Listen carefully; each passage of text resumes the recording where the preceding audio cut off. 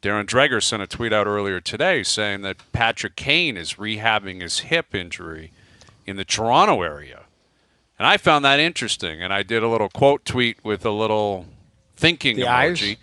And immediately, Joe from the Bridge welcomed me into his community of speculation and connecting everyone with the Leafs. God. No, let me guess what he told you. Let me guess before you say it, okay? He's training here with somebody who Matthews knows, and it's probably going to lead into something. He said that, didn't he? Well, I think Joe from the Bridge is believing that, yes. I don't think he has a clue who Kane's actually training with or where he actually is. But it is interesting that Kane has been up here since July, I guess. Now, this is one of the hockey hotbeds of the world in terms of trainers, in terms of ice, in terms of rehabbing, all that kind of stuff. But the Kane situation is an interesting one. He'll be 35 in a couple of months.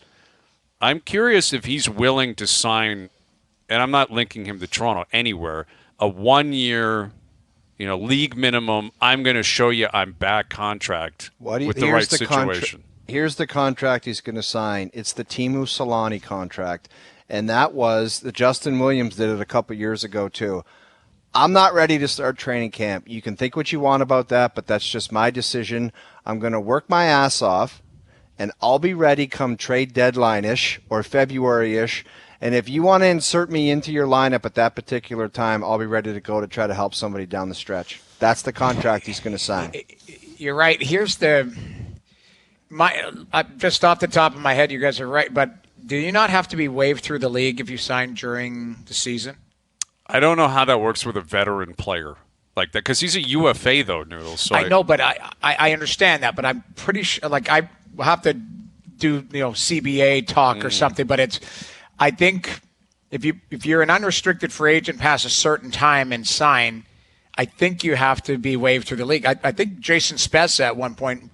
Remember, he was on waivers. Now, the Leafs had sent him down, and he said if a team's going to grab him, he's not going to report. I wonder if a guy signing during the season, does he require waivers? I don't have an answer for you. I would assume the 31 other teams would say, we respect Patrick Kane, that we're not going to claim him. Like, obviously, we're going to allow him to sign where he's going to sign. I don't have that answer. I don't know. But I can't imagine. I remember it happened didn't it happen to the Leafs with the goalie? They signed that goalie and Arizona grabbed him. Yes. Helmut Balderas or whatever his name was. Right. And he was coming from a different league. But yeah, it was coming from I guess that's possible. I don't have an answer for you, Noodles. I can't imagine, Arizona's going to claim Patrick Kane if he signs with Buffalo, or Toronto or whatever. Yeah.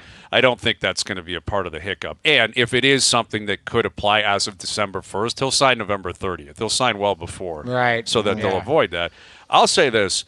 If it's a cheap deal, I'd be all in on it. Like, if I'm the Leafs, go for it. Sign him. If you feel like he's back to 100%, this is a guy who's won multiple cups, Conn Smythe. I know he's not young, but if the money works and you can fit him in and it's a depth piece and basically it's a low-risk, high-reward situation where you're not giving up assets. Like, the Rangers had to pay for him, right? The Rangers had to give up assets to get him at the trade deadline. If you're getting him for free or for $1.1 million, do it. I'd be all in on that. I'd be doing the same thing with the other guy, too.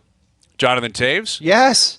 I would obviously want to have a look at him, maybe on the ice and just his overall, like, if you're not up to it and you're not his health hasn't been great the last couple of years. He's had issues, I believe, from some type of COVID-related thing, or I don't know what it is. I shouldn't say that because I don't know what the issue is, but he hasn't even kind of looked well. Mm-hmm. But if you put eyes on that guy and he looks healthy and kind of back in game shape, I'd be all over him too. And by the way, people, we're not saying Toronto. We're saying anyone. Right. Right. And I think if you're a high-end team, I think if you feel like you're competitive, because those guys aren't going to go to a rebuilding team or a team that doesn't have it right now. And again, I don't know what those players would be expecting in terms of money. I can't imagine they'd be asking for the world. Taves, I don't know if he's going to play this year, but Kane wants to play and will play. But he's only going to give you likely maybe 40 games of the regular season, if not less than that. You're effectively paying him for the final stretch run and into the playoffs. I would think of, considering how much money he's made in his career, if he puts on a platform performance, he knows he'll get another deal that will make up for the money he might lose this year. I would think he would be open to signing a 1-year low number type deal. I would almost expect that to be the case. And you can also get a situation, Hazy, where he's like, I'm Patrick Kane, so don't even think about your $1 million. You know what I mean? Like, that could happen.